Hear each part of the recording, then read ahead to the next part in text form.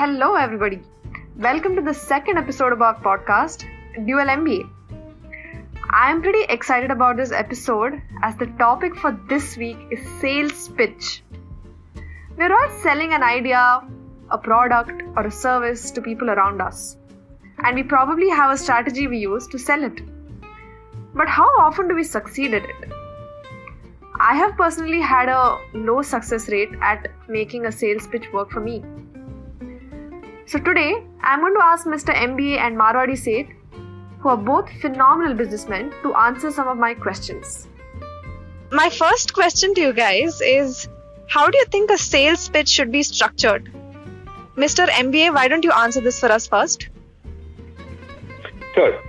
So the sales presentation is where a huge part of this work gets done.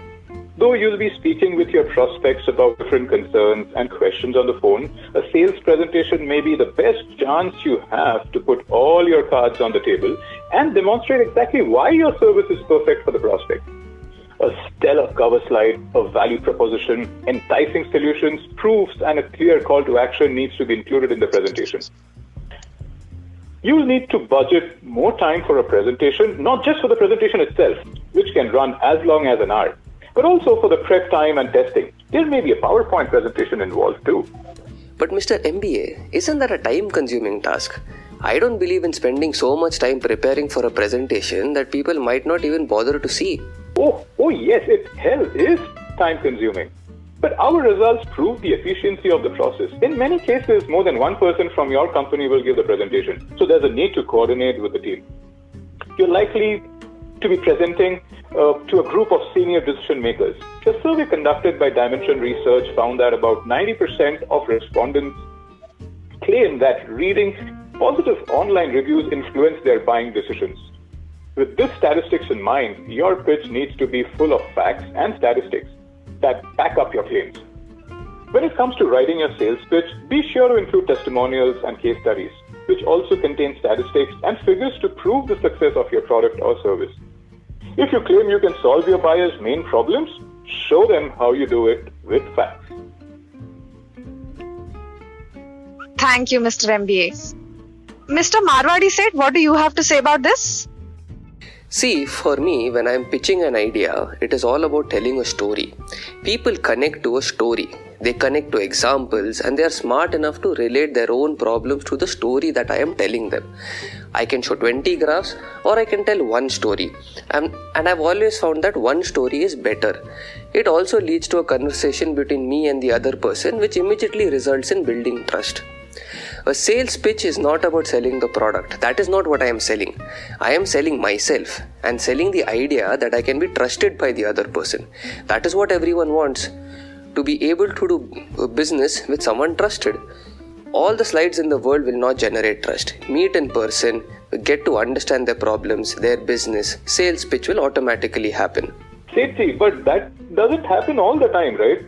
People are busy and will not give you the time to do all of this, right? Correct. But I will get one meeting, no? And in that one meeting, what do I focus on? Slides?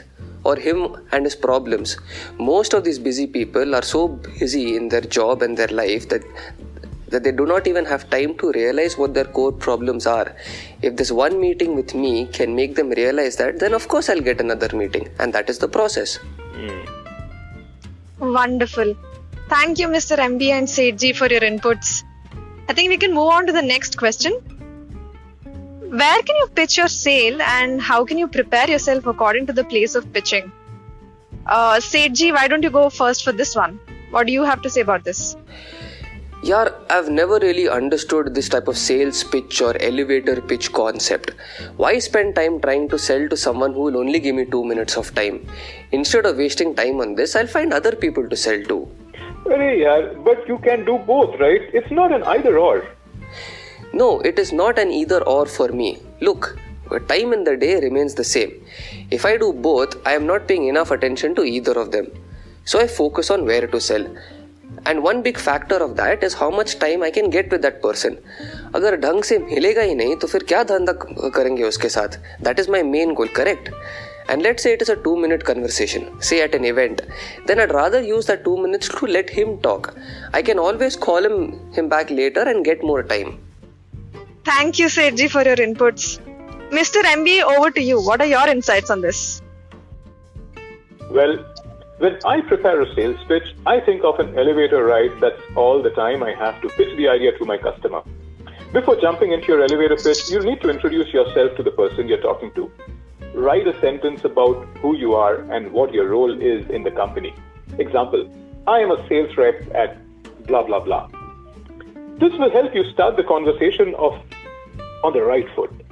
Have a clear understanding of what your company does, what's the company's mission, and goals for its product or service.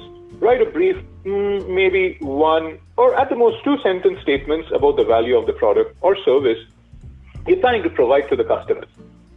Here is an elevator pitch I wrote for one of my customers. So this is how it kind of sounds.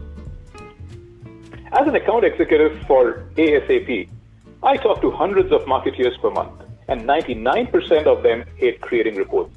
It's time consuming, it's tedious, and it's usually not your highest priority. That's where our tool comes in. It pulls from all your data to create any report you want in less than the time it takes to pour a cup of coffee. How do you like that? Wow, Mr. MBA, it looks like you have it all structured and sorted in your head. And Marwari said you had some insights about how you could just wing it with a story in mind. So thank you both for your insights. Moving on to the next question. I know a sales pitch requires extensive research. Can you both talk about what areas require research before making a pitch? Mr. MBA, you can talk about this first. One of the key areas of research for me is buyers' needs. It is worth noting that while buyers today are massively more well-informed compared to 10 years ago, they are likely still missing crucial information that they haven't considered in their research at all. Information that only a salesperson can provide. Logistical considerations like how long an integration or installation will take, how long it typically takes to see results, or even if the product is a proper fit for their organization are rarely found online. Buyers might think they want to get right down to pricing because they're ready to pull the right trigger now, but it's quite possible there are a lot of other potential sticking points or requirements that they do not know about it at all. बात तो सही है, पर सबको upside चाहिए. Correct. And salespeople should certainly answer buyers' questions and provide them with the information they want. But they should also seek those considerations by asking buyers open-ended questions that make it clear there's more to consider and learn. Sales knows what a buyer wants to discuss going into a conversation. They hear it every day. Leverage the most common buyer questions to rework the standard qualifying script. For example, if a buyer wants to talk features, pivot that conversation into how they use those features to achieve their overall goals. If a buyer wants to get straight to the price, a salesperson can use that as a chance to expand the conversation to review other costs like time, maybe resources that go along with the pricing. Ask the buyer if they have those resources ready rather than focusing solely on the product's price point. You know what? The key is not to evade buyers' questions, but sales representatives need to answer and expand all.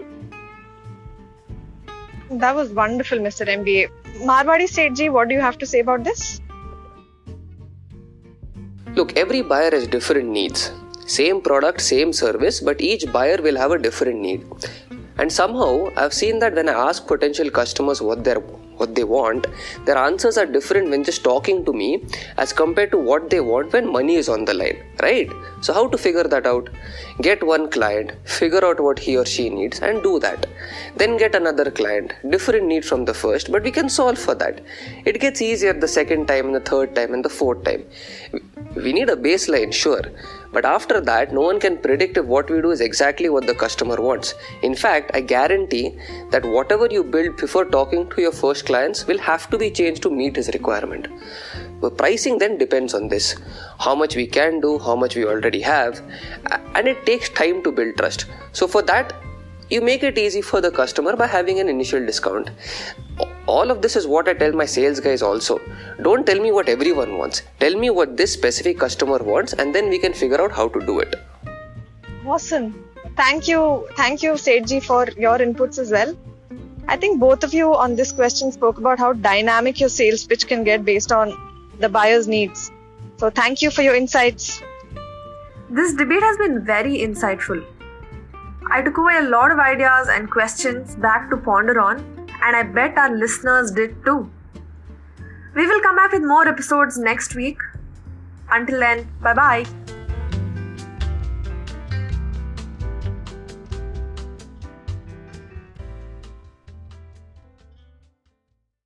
Thanks for watching the episode.